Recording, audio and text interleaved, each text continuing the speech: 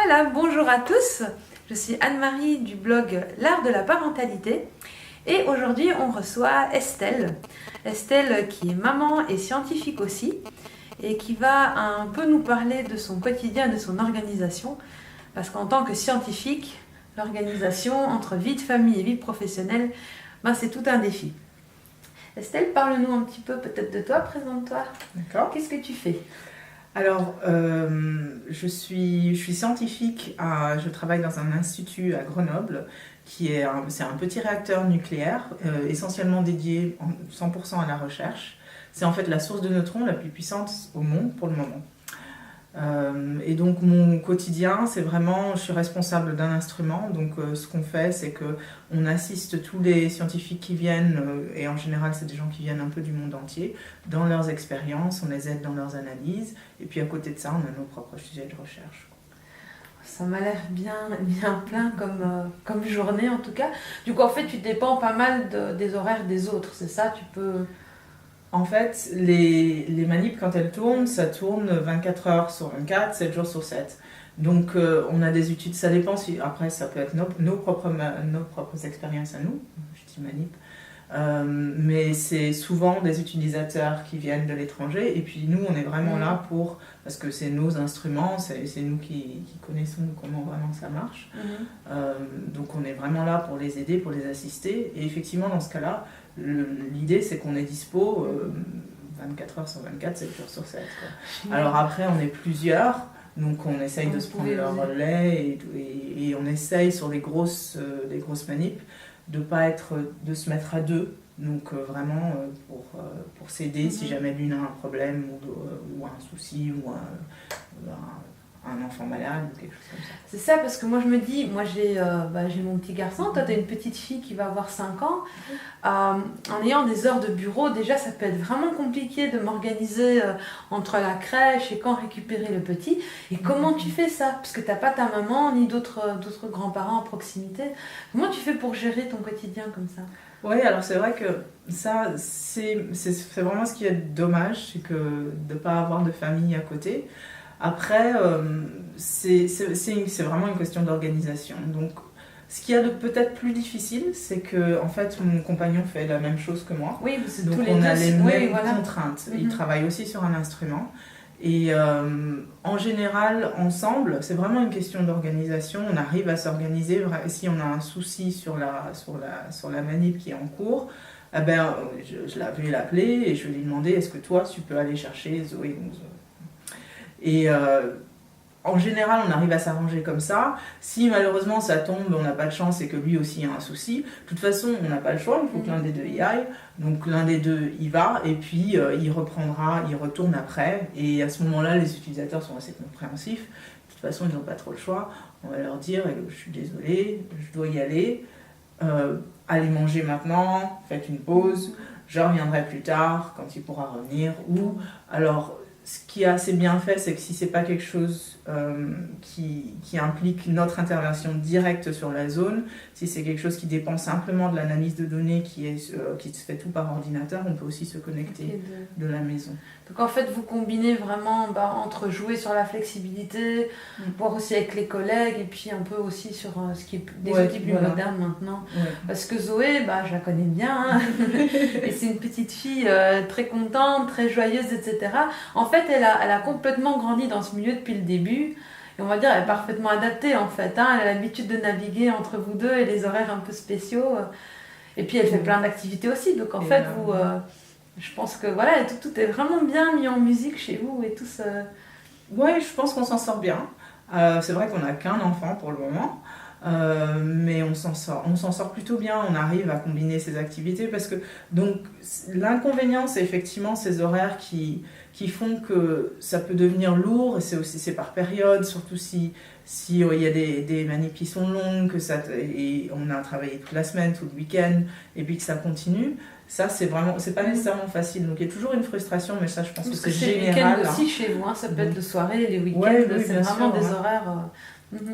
Donc, c'est ça, mais je pense que ça, c'est la frustration, elle est là pour tout le monde.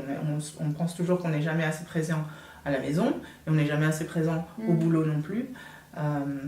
Mais en dehors de ça, c'est vrai qu'elle comprend qu'on doit aller travailler. La journée, maintenant, elle est un peu plus grande, elle est très contente à l'école. On se débrouille toujours pour qu'il y ait quelqu'un à 18h. Ouais. Si vraiment il y a des périodes qui sont très intenses, j'ai de la chance que ma mère vienne et elle reste pour des périodes, elle reste parfois 2 semaines d'affilée et à ce moment-là, ça nous aide beaucoup. Donc, on s'organise plutôt bien et là où j'ai aussi beaucoup de chance, c'est que ma mère peut être aussi très présente, même en n'habitant pas sur place. Ça, c'est toujours un plus quand les... Ouais. Et puis les petits sont toujours aussi contents de voir, oui, voilà. de voir mamie arriver. La relation avec la grand-mère, je pense, c'est quelque chose de très important. Moi, j'ai passé beaucoup de temps avec ma grand-mère et ça m'a apporté pas mal en tant que personne. Et je vois qu'elles échangent bien, c'est bien. Moi, ce que je trouve formidable aussi, c'est dans ce remous, parce que c'est quand même, je vais pas dire que c'est du chaos, mais c'est quand même, voilà, une vie bien chargée. Tu es vraiment très zen. T'arrives, je pense, je pense que tu arrives à lâcher prise, en fait, sur les résultats. Je pense que, voilà, tu sais du temps que tu disposes, ou peut-être dont tu ne disposes pas. Et je pense que vous naviguez de façon bien harmonieuse sur tout ça, toute la famille, en fait. Je sais pas si je suis très zen, je pense qu'Anton te dirait le contraire, souvent. Mais c'est vrai que du coup, je pense qu'on fait très attention que les moments qu'on passe avec elle soient vraiment des moments où on est avec elle. Mm-hmm. Donc à ce niveau-là, je pense... Et quand elle était plus petite, je m'inquiétais beaucoup de savoir... parce que des moments où j'étais pas là, pas présente, est-ce que je la néglige, entre guillemets, est-ce qu'elle manque de quelque chose? Et en fait, en grandissant, je me rends compte que c'est une enfant qui est vraiment, elle a l'air très contente, et en même temps, le fait qu'on travaille, je pense que ça n'empêche pas, et on fait attention à ce que ça n'empêche pas, de passer du temps de qualité avec elle. On fait beaucoup d'activités, elle fait beaucoup d'activités, on l'amène à droite à gauche, et je pense pas qu'elle en... Et je suis sûre qu'elle n'en souffre pas. Elle est très épanouie, très avancée pour son âge, elle est très très mature aussi, très indépendante. Et toi, tu évolues aussi dans un milieu qui est quand même, les sciences, c'est quand même très masculin aussi. Ouais. Est-ce que ça te pose pas parfois des difficultés en tant que maman et jeune femme scientifique comme ça, de combiner tout ça, et peut-être pour l'ambiance aussi, par rapport à toi-même, comment tu t'en sors un peu par rapport à ça? Alors ça, c'est peut-être ce que j'aurais dit, c'est peut-être la difficulté majeure en fait. On est... Le monde, en tout cas, scientifique, surtout un responsable d'instruments, c'est très physique. La biologie est quand même largement dominée par les femmes. Et la physique, c'est vraiment l'inverse. Et du coup, c'est un monde très masculin. Et c'est aussi un peu plus de la vieille génération, je veux dire, entre guillemets. Donc beaucoup de mes collègues masculins ont la soixantaine. C'est des gens qui ont toujours énormément travaillé et qui souvent ont une femme qui soit a choisi de s'occuper des enfants. C'est des gens qui viennent d'Australie, d'Angleterre. Donc la femme a suivi et elle vit en France et s'est occupée des enfants. Alors il y en a qui ont travaillé, mais pas énormément, qui sont arrêtés beaucoup. Donc à ce niveau-là, c'est vrai qu'il y a...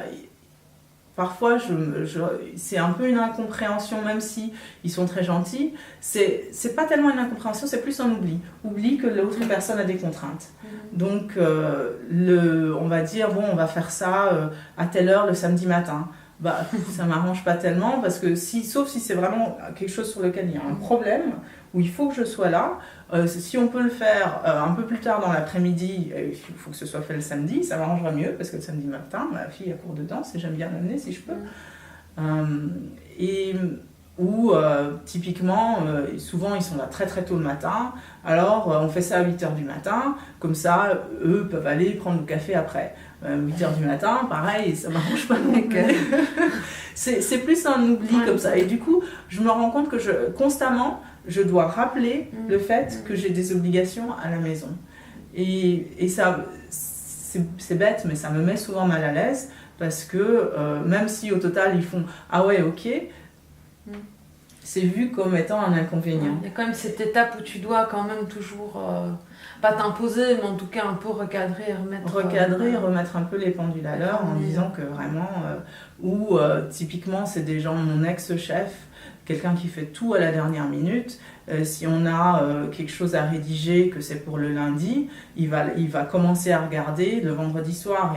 Et pour lui, il dit c'est normal, ça se fait le week-end d'avant. Mais le week-end d'avant, c'est compliqué. Ouais. Donc, mais je pense, l'un dans l'autre, globalement, je pense que tu rencontres quand même des gens bienveillants.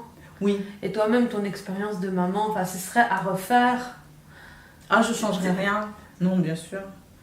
Non, je changerais rien du tout. Parce qu'au total, c'est vrai que je pense que après, tous les obstacles, je me les mets aussi moi.